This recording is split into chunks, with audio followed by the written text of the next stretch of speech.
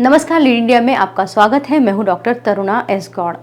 राम जो पैदा तो त्रेता युग में हुए, लेकिन उनके आदर्श आज भी स्थापित हैं। राम एक ऐसे व्यक्तित्व हैं जिन्हें बार बार विवादों में घसीटा जाता रहा, चाहे उनके युग का समय हो और चाहे आज का समय हो। लेकिन फिर भी राम के प्रति लोगों का प्यार कभी कम नहीं होता, ना उस समय हुआ था ना ही अब।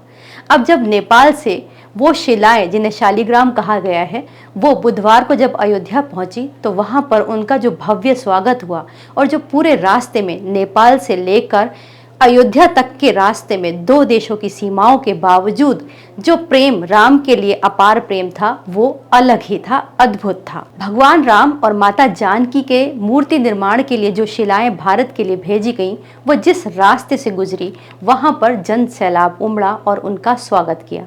बल्कि उन्होंने शिलाओं के दर्शन पाकर खुद को ऐसे धन्य समझा जैसे वो शिलाएं नहीं, वो खुद भगवान राम और माता सीता हैं। 7 महीने पहले नेपाल ने अपनी तरफ से खुद भारत को ये प्रस्ताव दिया था कि जो राम मंदिर निर्माण हो रहा है, वहां पर जो मूर्तियां स्थापित हों वो नेपाल से आए। तो ये जो शिलाएं हैं बहुत ही खास हैं।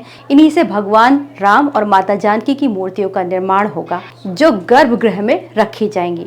ये शिलाएं 6 करोड़ साल पुरानी है। मान्यता है कि इसमें भगवान विष्णु का साक्षात वास है। इन शिलाओं की तलाश आसान नहीं थी। वैज्ञानिकों के अनुसार तो ये एक पत्थर है जो एक तरीके का जीवाश्म है, जो लाखों साल पुराना है। इन्हीं शिलाओं की तलाश में एक टीम नेपाल की गंडकी नदी तक पहुंची और कई महीनों तक खोज की और आखिरकार वो शिला मिली जिनसे इन मूर्तियों का निर्माण होगा। दरअसल इन शिलाओं को शालिग्राम कहा जाता है और ये 33 प्रकार की होती हैं, जिनमें भगवान विष्णु के अलग अलग 33 अवतारों के आकार के अनुरूप उन्हें माना जाता है। तो ये जो भगवान राम के लिए आकार और प्रकार में कैसी भी हो, लेकिन इन शिलाओं में लोगों का विश्वास और आस्था अटल है।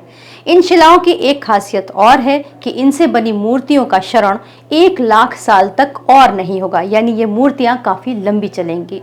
राम जन्मभूमि मंदिर निर्माण समिति ने बताया था कि नेपाल की काली गंडकी नदी से 7 फुट लंबी और 5 फुट चौड़े आकार की 2 शिलाओं को भारत लाया जाएगा, जिनसे गर्भगृह में स्थापित होने वाली मूर्ति बनेगी। इतना लंबा सफर तय करके मूर्ति के लिए ये शिलाएं भारत आ गईं, लेकिन विवाद फिर से शुरू हो गए। तपस्वी छावनी के परमहंस आचार्य ने कहा कि अगर छेनी हथौड़ी भगवान के ऊपर चली तो इसके बाद वो अन्न जल का परित्याग कर देंगे और अपने जीवन को समाप्त कर देंगे। वो उसे बर्दाश्त नहीं कर पाएंगे। इसे भले ही हम एक विवादित बयान समझे, लेकिन ये भी उनका एक प्रेम ही है। राम के प्रति ऐसा प्रेम नेपाल से भारत के हर उस शहर में देखने को मिला जहां जहां से ये शिला गुजरी। हर किसी ने इनके दर्शन किए और ऐसे किए जैसे मानो ये खुद भगवान राम और माता जानकी हो। नेपाल से लेकर भारत तक भव्य स्वागत हुआ। आखिर हो भी क्यों ना, भारत के रोम रोम में राम ही तो बसते हैं। इस वीडियो को लाइक करें, हमारे चैनल को सब्सक्राइब करें। हमारे वीडियो सबसे पहले देखने के लिए बेल आइकन प्रेस करना ना भूलें।